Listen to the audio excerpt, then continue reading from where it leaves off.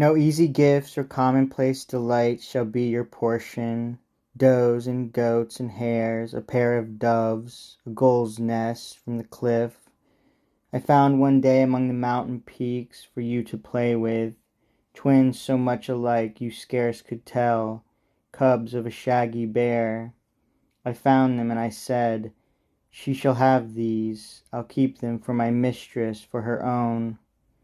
Now, Galatea, raise your glorious head from the blue sea, spurn not my gifts, but come, for sure I know I have just seen myself reflected in a pool, and what I saw was truly pleasing. See how large I am, no bigger body Jove himself can boast up in the sky. You always talk of Jove or someone reigning there. My ample hair o'erhangs my grave stern face, and like a grove darkens my shoulders. And you must not think me ugly, that my body is so thick with prickly bristles. Trees without their leaves are ugly, and a horse is ugly too, without a mane to veil its sorrel neck. Feathers clothe birds, and fleeces grace the sheep, so beard and bristles best become a man. Upon my brow I have one single eye, but it is huge, like some vast shield. What then?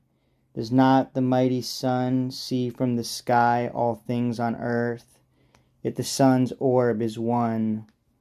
Moreover, in your sea my Father reigns. Him I give you, my Father, yours to be. Would you but pity me and hear my prayer? To you alone I yield. I, who despise Jove and his heaven and his thunderbolt. Sweet Nereid, you I fear, your anger flames more dreadful than his bolt. Oh, I could bear your scorn more patiently, did you but spurn all others. But if Cyclops you reject, why prefer Acis, Acis's arms to mine? Acis may please himself, and please, alas, you, Galatea. Give me but the chance, he'll find my strength no smaller than my size.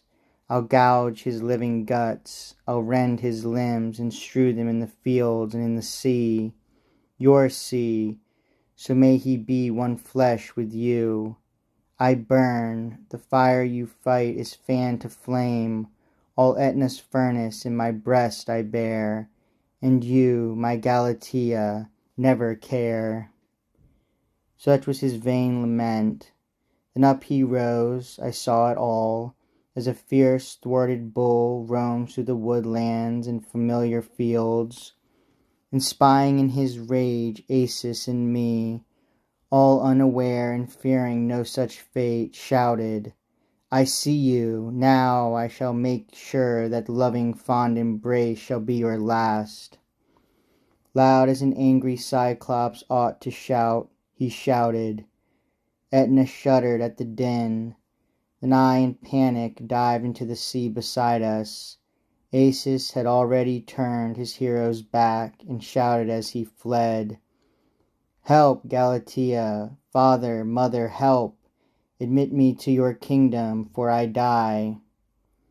Cyclops pursued and hurled a massive rock, torn from the hill, and though its merest tip reached Acis, yet it crushed and smothered him. But I, it was all the fates permitted me, caused Acis to assume ancestral powers. Beneath the rock came trickling crimson blood, and soon the ruddy hue began to fade and turn the color of a swollen stream after the first rainfalls, and in a while it cleared. Then in the rock a crack split wide, and in the fissure rose a tall green reed, and from the hollow opening came the sound of waters leaping forth, and suddenly, most wonderful, there stood a youth waist deep with woven rushes round his new sprung horns. And he, though larger and his face wave blue, was surely Acis, Acis there himself, changed to a river god, and still the same his waters keep that legendary name. So Galatea ended, and the group of Nereids dispersed and swam away across the placid waters of the bay.